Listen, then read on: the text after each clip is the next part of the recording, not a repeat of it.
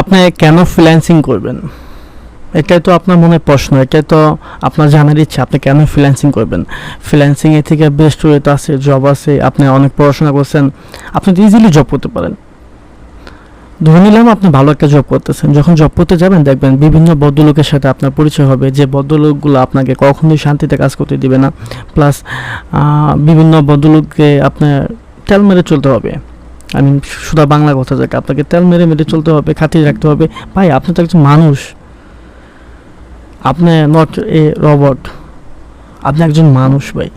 আপনি কয়জনকে তেল মারবেন? আপনি কয়জনের মন রক্ষা করে চলতে পারবেন? সেটা সম্ভব? কখনোই সম্ভব না। সো ফ্রিল্যান্সিংয়ের ক্ষেত্রে কিন্তু বিষয়টা উল্টা। আমি আগে বলছি, এখনই বলতেছি, ফ্রিল্যান্সিংয়ে আপনার বস আপনি নিজেই। এখানে কাউকে তেল মারতে হবে না আপনাকে, কাউকে কেয়ার করে চলতে হবে না। আপনি যখন ইচ্ছা তখন কাজ করবেন, আপনি যখন ইচ্ছা যা করবে ইচ্ছে তাই করবেন।